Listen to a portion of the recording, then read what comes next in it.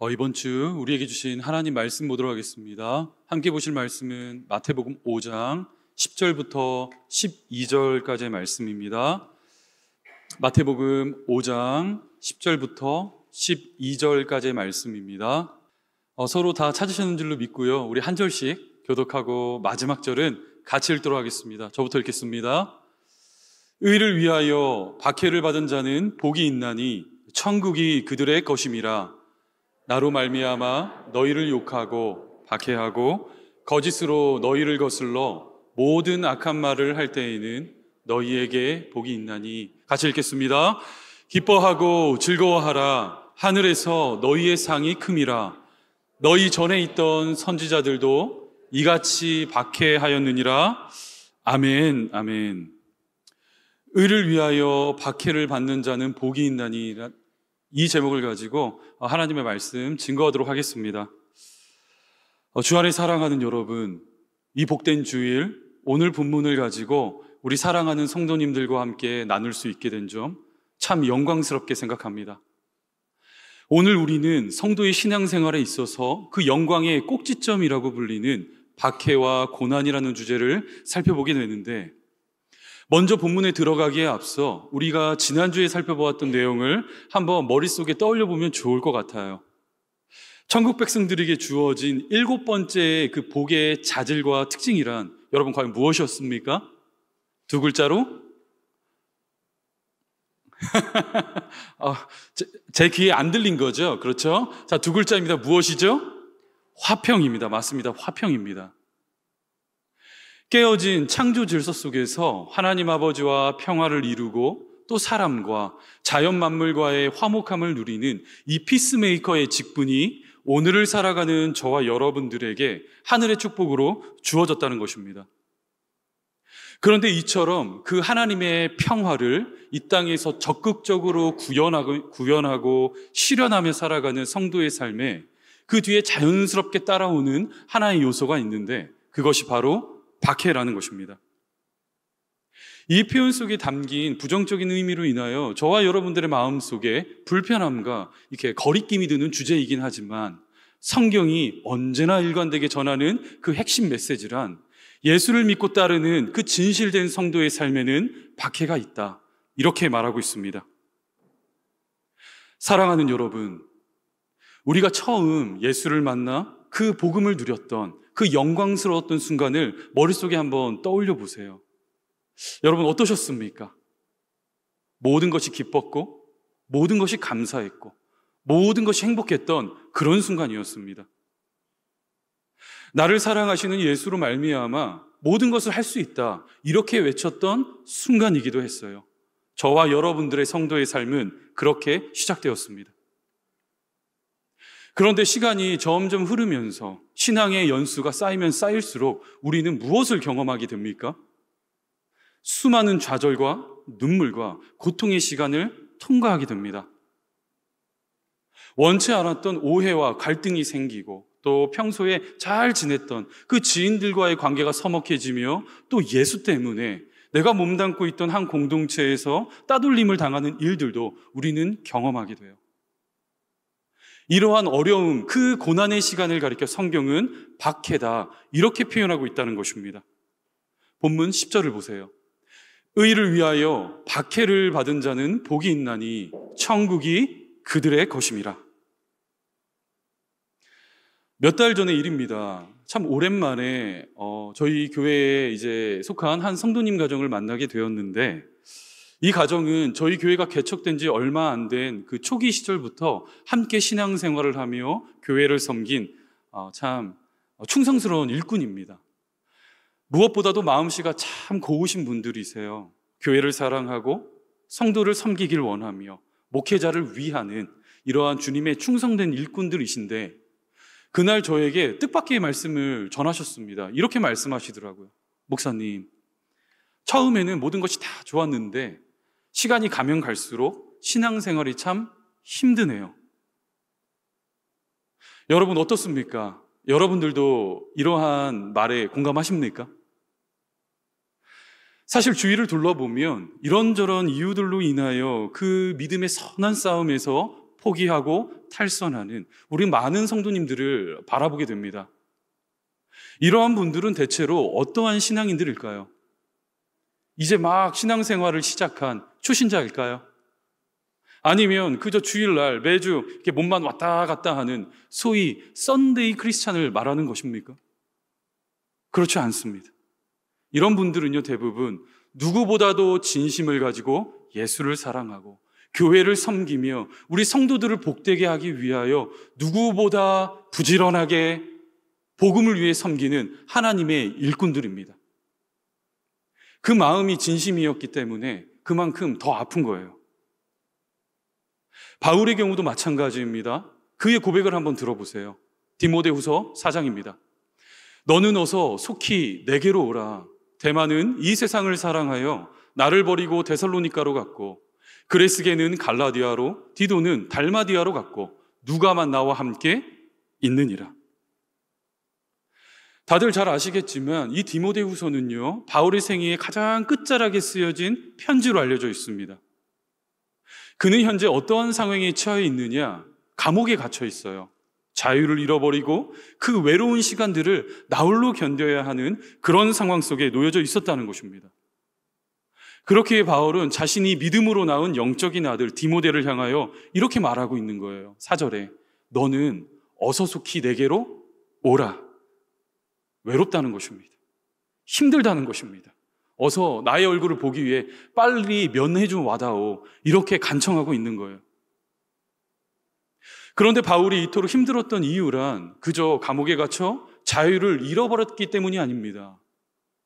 지난날 함께 동고동락하며 예수의 복음을 위하여 함께 달려갔던 그 수많은 동역자들이 그의 곁을 떠나버렸기 때문이에요. 5절에 이렇게 기록되고 있죠. 데마는 이 세상을 사랑하여 나를 버리고 데살로니가로 갔고, 그레스게는 갈라디아로, 디도는 달마디아로 갔고, 누가만 나와 함께 있느니라. 따라서 바울은 그 감옥의 현장에서 그 손에 펜을 쥐고는 예수를 믿는 모든 그리스도인들에게 이렇게 권면할 수밖에 없었다는 것입니다. 디모데후서 3장 12절부터입니다. 무릇 그리스도 예수 안에서 경건하게 살고자 하는 자는 박해를 받으리라. 악한 사람들과 속이는 자들은 더욱 악하여져서 속이기도 하고 속기도 하나니, 그러나 너는 배우고 확신한 일에 거하라. 사랑하는 여러분, 말씀을 잘 보셔야 합니다. 대체 누가 세상으로부터 박해를 받게 되는 것입니까?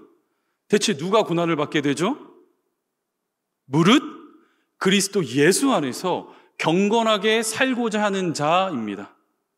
나의 욕망과 자아실현을 위하여 잘못된 선택, 그릇된 행동으로 인하여 받게 되는 당연한 결과로서의 박해를 말하는 것이 아니라 우리 하나님과의 그 관계를 소중하게 여기며 예수 그리스도의 존귀하심을 알아 복음을 가지고 이 땅을 살아가기 위해 애쓰고 수고하는, 경건을 지키기 위해 살아가는 그 자들, 그 자들에게 박해가 있다는 거예요. 그렇게 오늘 본문 10절을 보시면요, 박해라는 단어를 말하기에 앞서 그 앞에 하나의 단서를, 수식어를 다 갖다 붙이고 있는데, 여러분 어떠한 표현입니까? 의를 위하여입니다. 의를 위하여 박해를 받는 자는. 그리고 나서 이어지는 11절을 보시면요, 과연 성도가 이 세상에서 받게 되는 그 박해란 무엇인지를 설명하기 위해 예수님께서 부연 설명을 덧붙이고 계신 거예요. 우리 11절 말씀을 다 같이 한번 읽어볼까요? 시작. 너희를 욕하고 박해하고 거짓으로 너희를 거슬러 모든 악한 말을 할 때에는 너희에게 복이 있나니. 사랑하는 여러분, 어떤 면에서 보았을 때 박해는 성도의 성도됨을 드러내고 증명하는 가장 중요한 표시가 됩니다. 성경 어디를 뒤져봐도 예수의 길을 따라 살기를 원하는 그 제자들의 삶에는 수많은 어려움과 고난과 환난이 놓여져 있다는 사실을 끊임없이 성경은 전하고 있는데, 그 대표적인 증거가 히브리서 11장이라고 말할 수가 있어요. 한번 말씀 보여주시겠어요?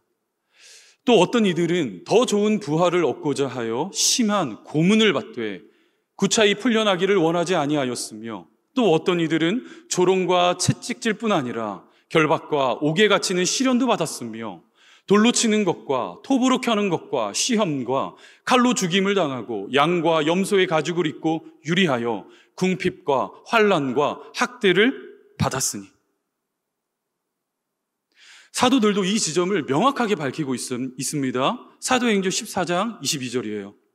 제자들의 마음을 굳게 하여 이 믿음에 머물러 있으라 권하고, 또 우리가 하나님의 나라에 들어가려면 무엇을 겪어야 한다고요? 많은 환난을 겪어야 할 것이라 하고.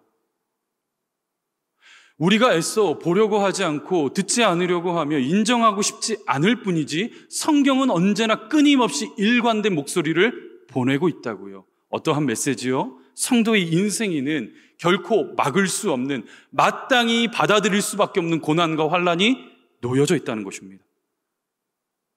그래서 만약 저와 여러분들이요, 이 제자도의 핵심이 되는 박해를 쏙 빼버리고 그냥 마냥 좋은 웃음, 행복, 기쁨 이런 것들만 추구하며 신앙생활에 임한다고 한다면 그것은 결코 성경이 절대로 지지하지 않는 바르지 못한 신앙생활이라는 거예요. 우리가 하나님의 사람으로서 그분의 부르심에 순종하며 그 믿음의 길을 바르게 걸어가고 있다면 반드시 저와 여러분들의 삶에는 가시적으로 드러나고 눈으로 확인되어지는 박해가 그 표시로서 남게 된다는 것입니다. 자, 이쯤 되면 하나의 질문이 자연스럽게 떠오르게 돼요. 어떠한 질문이냐? 왜 대체 세상은 의인을 박해하냐? 이 질문을 품지 않을 수가 없습니다. 우리가 이 사실을 확인하기 위해서는 성경이 처음 등장하고 있는 의인이 박해를 받는 첫 장면을 좀 살펴볼 필요가 있는데, 우리 다 같이 창세기 4장으로 한번 가볼까요? 우리 4장의 말씀을 기니까 제가 읽겠습니다. 아벨은 양치는 자였고 가인은 농사하는 자였더라. 세월이 지난 후에 가인은 땅의 소산으로 제물을 삼아 여호와께 드렸고, 아벨은 자기도 양의 첫 새끼와 그 기름을 드렸더니 하나님께서 아벨과 그의 제물은 받으셨으나 가인과 그의 제물은 받지 아니하신지라. 가인이 몹시 분하여 안색이 변하니 가인이 그의 아우 아벨에게 말하고 그들이 들에 있을 때에 가인이 그의 아우 아벨을 쳐 죽이니라. 스토리는 다음과 같아요. 가인과 아벨이라는 두 형제가 있었습니다. 이 두 사람은 하나님께 나아가 제사를 드리고 있었어요. 다른 점이 있다면 이들이 드렸던 예물의 종류가 서로 달랐다는 점, 그것이 전부입니다. 그런데 하나님께서는 그 동생 아벨이 드리는 제사는 받으셨고 형님 가인이 드리는 제사는 거부하셨다는 거예요. 가인은 당연히 농사를 짓는 사람으로서 그 거둬들인 수확물을 가지고 여호와께 제사를 드렸고, 그 동생 아벨은 양을 치는 자였기 때문에 양이 낳은 첫 새끼를 가지고 제사를 드렸습니다. 따라서 이 말씀을 볼 때요, 자칫 잘못하면 어떻게 이해하게 되느냐? 아, 그치. 우리 하나님께서는 양을 잡아드리는 피의 제사를 중요하게 여기시고 곡식으로 드리는 그런 제사 원하지 않으시지. 우리가 이렇게 오해할 수가 있는데, 여러분들은 어떻게 생각하십니까? 왜 하나님께서는 아벨의 제사는 받으셨고 가인의 제사는 거부하셨을까요? 그 이유는 우리가 이 본문 해당 사건이 등장하고 있는 말씀 속에서 사건의 실타래를 발견할 수가 있는데, 여러분 4절과 5절을 다시 한 번만 주목하여 보십시오. 아벨은 자기도 양의 첫 새끼와 그 기름을 드렸더니 하나님께서 아벨과 그의 제물은 받으셨으나 가인과 그의 제물은 받지 아니하신지라. 여러분 혹시 보이십니까? 혹시 그 제물 앞에 먼저 위치하고 있는 것이 과연 무엇입니까? 무엇이 먼저 등장하고 있죠? 사람입니다. 사람. 그 예물을 가지고 나와 하나님 앞에 제사를 드리고 있는 주체자, 그 가인과 아벨이라는 사람을 하나님께서 먼저 주목하고 계셨다는 거예요. 바른 중심을 가지고 나와 하나님 앞에 제사를 하고 있는 그 아벨의 제사는요, 예물과 함께 하나님께서 기쁘게 받으셨지만 그 반대로 중심은 온데간데 없고 그저 몸과 예물만 가지고 나와 제사를 드리는 가인의 제사는 받지 않으셨다는 것입니다. 그런데 문제는 여기서부터 이제 발생하는 거예요. 이 모습을 잠잠코 지켜보고 있었던 가인이 어떠한 생각과 어떠한 행동을 하게 된다고요? 5절 후반절에 보시면 가인이 몹시 분하여 안색이 변하니. 그리고 마지막에는 8절 후반절에 그의 아우 아벨을 쳐 죽이니라. 이 사건에 대한 성경의 또 다른 해석입니다. 요한일서 3장을 보세요. 우리 같이 한번 읽어볼까요? 시작. 가인같이 하지 말라. 그는 악한 자에게 속하여 그 아우를 죽였으니 어떤 이유로 죽였느냐? 자기의 행위는 악하고 그의 아우의 행위는 의로움이라. 형제들아, 세상이 너희를 미워하여도 이상히 여기지 말라. 자, 우리는 이제 결론에 도달하게 돼요. 세상이 의인, 하나님의 사람을 박해하는 그 주된 이유란 하나님 나라의 백성과 세상 나라의 백성은 서로 다른 두 질서 속에 놓여 살아가게 되는데 서로 다른 이 두 질서가 만나 충돌하는 그 지점에서 성도를 향한 세상의 박해가 시작된다는 것입니다. 그래서 오늘 본문은요, 이 사실을 마치 증명이라도 하듯이 한글 성경에 번역된 의를 위하여, 이 의라는 단어는 옳음, 허물이 없음, 이러한 뜻을 나타내는 단어이고 그 뒤에 등장하는 박해를 받는 박해라는 단어는요, 믿음이나 신념을 근거로 어느 누군가를 괴롭히다라는 헬라어 동사 디오코에서 파생된 단어예요. 따라서 이 두 단어를 하나로 다 결합하여 이 말씀을 다시 한번 해석해 본다면 옳고 허물이 없는 자세로 이 땅을 살아가는 하나님의 사람들은 그들이 믿고 있는 믿음 또는 그들이 가지고 있는 신념으로 말미암아 세상으로부터 박해를 받게 된다는 것입니다. 이 모습은 예나 지금이나 조금도 달라지지 않아요. 제가 설교를 통하여 이렇게 유럽 성지순례를 다녀왔던 경험을 여러 번 말씀드리지 않았습니까? 처음 이렇게 유럽 여행을 떠나기 전에 얼마나 설레었는지 몰라요. 그 유서가 깊고 그 기독교 역사가 장구한 유럽으로 가. 그 멋진 풍경들과 건물들을 눈에 담을 수 있다는 생각을 딱 하니까요, 마음이 너무 설레이는 거예요. 그래서 평소에 잘 쓰지도 않는 값비싼 디지털 카메라를 사가지고 유럽 여행을 출발했습니다. 그리고는 돌아와 제 사진기에 이제 메모리에 있는 사진들을 확인하는데 참 재밌는 것은요, 그 사진의 대부분은 프랑스 파리의 에펠탑, 베르사유의 궁전, 스위스의 융프라운 같은 환경이 아니었습니다. 그 안에 담겨있는 대부분의 사진들은요, 믿음으로 이 땅을 살다가 그 세상의 모진 박해 때문에 생활의 터전을 잃어버리고 그 목숨까지도 잃어버린 많은 신앙의 선진들의 발자취들이 담겨져 있었어요. 이것이 적어도 저에게 있어서요, 지난 기독교 역사가 말해주는 교훈이요, 감동이었습니다. 아, 신앙생활 이렇게 하는 거구나. 성도의 믿음이란 이런 것이구나. 그동안 입술로 믿음이라는 말을 너무나 많이 고백했음에도 불구하고 저의 심령 속에서 믿음이라는 두 글자가 전혀 새로운 눈으로, 전혀 새로운 관점에서 재해석되어지는 순간이었습니다. 그런데 오늘을 살아가는 우리 많은 성도들의 심령 속에서 발견되어진 참 안타까운 지점이란 무엇이냐? 나는 박해를 원치 않는다는 것입니다. 나는 어려움, 고난, 수치, 모멸감, 차별 이런 것을 원치 않는다는 거예요. 그리고는 무엇만을 주목하느냐? 나의 그 마음 가운데 부족한 그 종교심을 채울 수 있는 편안한 신앙생활, 쉬운 예수, 쉬운 복음만을 주목한다는 거예요. 우리 이 시간 한번 솔직하게 말해볼까요? 현재 이 자리 가운데 예배를 드리고 있는 여러분들께서 가장 고난과 핍박과 어려움을 당하는 그 지점은, 그 곳은 어디입니까? 그냥 막연하게 생각하는 것처럼 정말 세상 맞습니까? 여러분들의 직장입니까? 여러분들의 일터입니까? 혹시 내 옆집에 살고 있는 이웃으로부터 그 모진 고난 여러분 받고 계십니까? 아니시잖아요. 성도가 겪는 그 모든 박해와 고난은 교회입니다. 교회. 복음의 눈이 제대로 열리지 않는 성도들이 똑같이 나와 똑같은 예물을 가지고 제사를 드리고 있지만 마치 가인처럼 매번 거절되는 그 반복적인 거절감 속에 하나님께 인정받고 성도들에게 사랑받는 어느 누군가를 바라볼 때면 그 마음에 어떠한 감정이 듣게 된다고요? 몹시 분하여 안색이 변하니. 누군가의 뒤꿈치를 딱 잡고 힘껏 끌어당겨 내 밑으로 내리고 싶은 것, 그것이 이 땅을 살아가는 모든 죄인들의 거부할 수 없는 본성 아니겠습니까? 그리고는 어떻게 해요? 335 뭐요? 어느 누군가의 흉이나 보고 의인들을 박해하고 그 마음을 어렵게 함으로 여러분 결국 누가 교회를 떠나게 되는 것입니까? 결국 누가 그 정들었던 신앙 공동체를 떠나게 될까요? 의인들이 떠나게 됩니다. 최근에 등록하신 한 가정의 이야기예요. 이제 새가족부를 담당하시는 목사님께로부터 전해 듣게 된 이야기인데, 이제 목장 배치를 위해 그 가정에게 질문을 드린 거예요. 성도님, 어떤 목장을 원하십니까?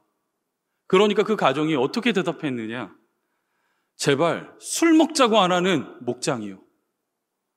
함께 모여 남 흉이나 보고 세상 일, 재테크, 주식 이야기 안 하는, 세상 일 안 하는 그런 목장에 저희를 좀 이렇게 배치해 주시기를 부탁드립니다. 이렇게 말씀하셨다는 거예요. 이전 교회에서 동일한 문제를 가지고 신앙생활을 이렇게 지키기가 어렵다는 판단에 그 정들었던 공동체를 떠났고, 이거 이 땅에 과연 소망이 있나? 이 캘거리 땅, 이 교회에 과연 소망이 있는 것이냐 말하며 이곳저곳 이력서를 내며 다른 지역으로 이주를 알아보시다가 우연히 듣게 된 캘거리 제자 삼는 교회 이야기를 딱 듣고 마지막 희망을 가지고 이 교회에 찾아오셨다는 목소리를 제가 직접 듣게 되었어요. 사랑하는 여러분, 대체 교회의 영광이란 무엇입니까? 예수입니다. 성도의 존귀와 그 부요함은 어디로부터 출발하게 되는 것입니까? 예수입니다. 예수가 저와 여러분들의 인생의 전부라는 거예요. 만약 우리가 이 지점을 놓쳐버리면요, 다 잃어버리는 것과 똑같아요. 재테크, 그거 조금 못하면 어떻습니까? 내 이름으로 된 그 집 하나 없으면 그거 어떻습니까? 우리 구주 예수께서 자신의 생명의 옥합화를 깨뜨리시면서 이루신 그 구원의 생명과는 아무런 관계도 없는 그런 문제들이잖아요. 그런데 우리 성도들 어떻게 살아간다고요? 여기에서는 그처럼 예수의 이름을 부르짖다가 세상으로 탁 나가면 어떻게 살아간다고요? 다들 벌벌 떨고 있잖아요. 내 통장에 비어있는 그 잔고를 바라보며 앞으로 우리 가정 어떻게 살아야 할까? 나는 어떻게 살아야 하는 것까? 내 새끼들 어떻게 교육시켜야 하나? 다들 이러한 고민하고 있는 거 아닙니까? 입술로는 하나님께서 우리 가정과 나 한 사람의 삶의 주인이라 고백하고 있지만 정작 그들의 신앙에 아주 작은 불편함과 갈등이 찾아오게 되었을 시 어떠한 선택을 내리게 된다고요? 하나님, 조금만 기다려주세요. 제가 지금 필요한 것 요거 조금만 구비하고 준비해 놓고 제가 신앙생활 하겠습니다. 제가 하나님 열심히 섬기겠습니다. 이것이 어쩌면 오늘을 살아가고 있는 저와 여러분들의 가장 솔직한 민낯이 아니겠습니까? 주 안에 사랑하는 여러분, 예수를 소유하고 하나님의 자녀 되었음이 무엇인지 아는 성도는 예수 이외의 그 모든 것들이 상대적 가치로 여겨지게 되는 거예요. 이것을 설명하고 있는 것이 빌립보서 3장입니다. 우리 같이 한번 읽어볼까요? 시작. 또한 모든 것을 해로 여김은 내 주 그리스도 예수를 아는 지식이 가장 고상하기 때문이라.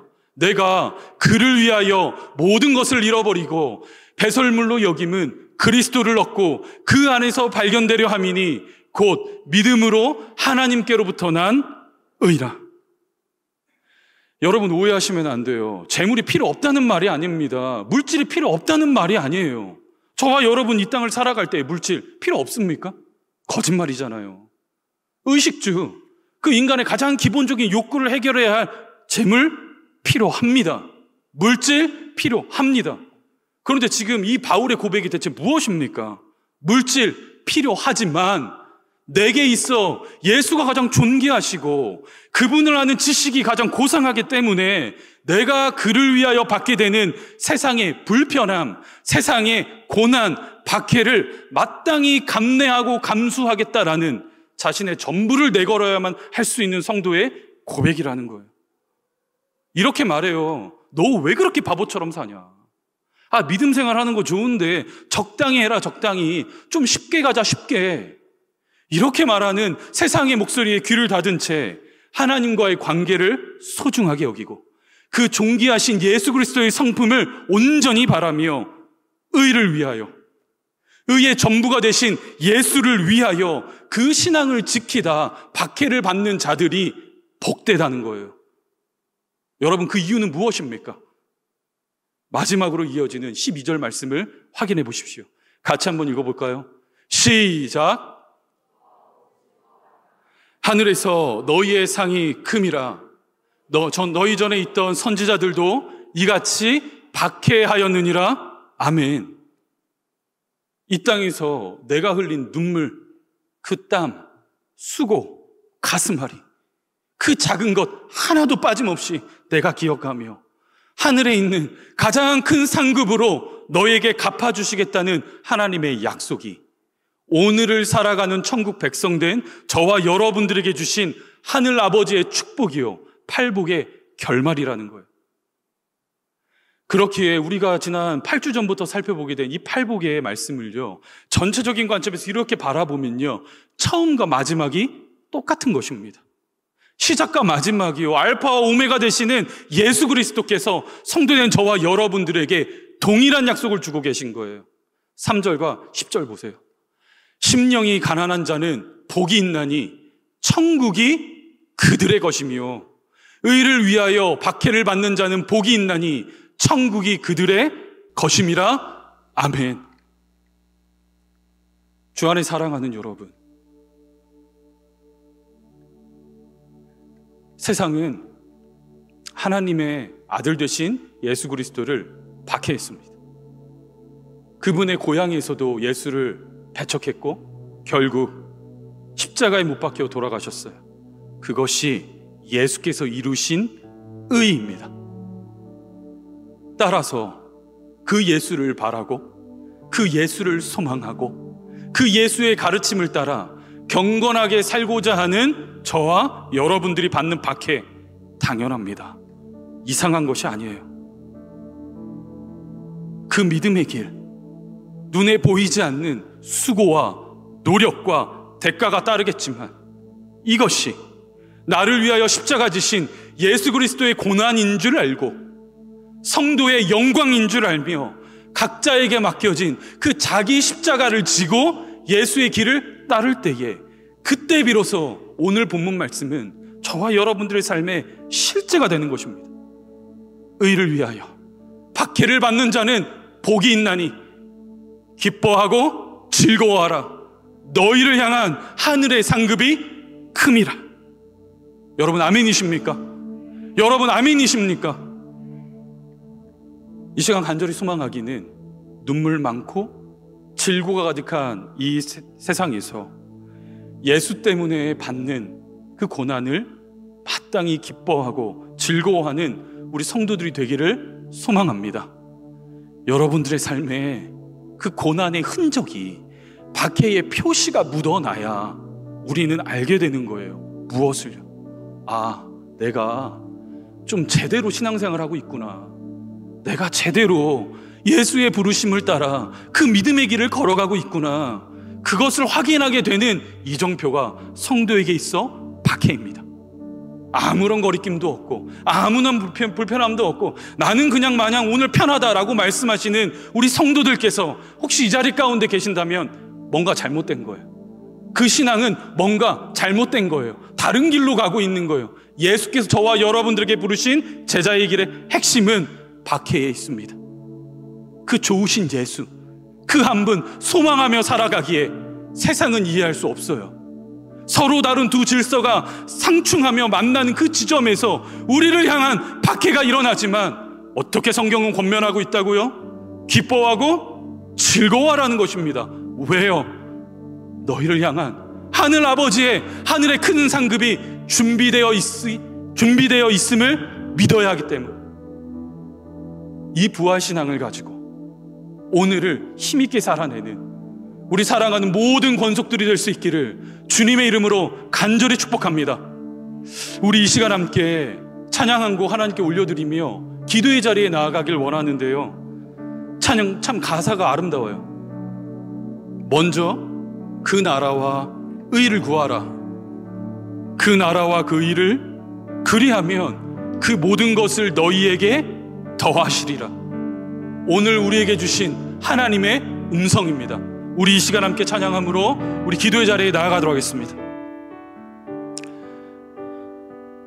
오늘도 살아계시고 역사하시는 하나님, 우리 사랑하는 우리 캘거리 제자삼는 교회에 속한 모든 식구들의 그 심령 가운데에 예수 그리스도로 말미암아 누리게 되는 8가지의 천국 백성의 아름다움이 가득 묻어나기를 소망합니다.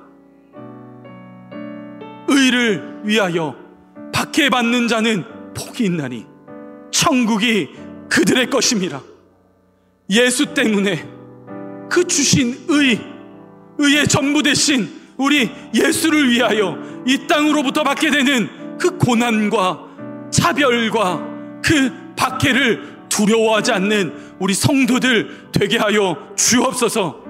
단순히 소극적으로 두려워하지 않는 자리일 뿐만이 아니라 성도된 우리가 적극적인 자리로 나아가 마땅히 기뻐하고 즐거워함으로 우리를 위한 하늘아버지의 넘치는 상급을 우리 누리는 모든 권속들 다 되게 하여 주옵소서.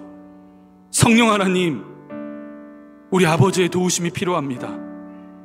우리들의 육신으로는 도저히 이 엄한 세상 이길 수 없고 나의 죄된 본성을 억눌릴 수 없는 무익한 종이오니 성령 하나님, 날마다 우리 모든 성도들의 심령 속에 내주 역사하시며 그 마음을 붙들어 주시고 그 마음을 주장하여 주시며 위로가 필요한 자에게는 위로를, 넘어진 자에게는 일어서는 은혜를, 하늘의 도움이 필요한 자에는 넘치는 아버지의 도움을 누리게 하셔서 결국 성도가 말할 것을 말하고 성도가 구할 것을 구하고 성도가 행할 것을 행하며 이 땅을 천국 백성답게 살아가는 의인들 다 되게 하여 주옵소서.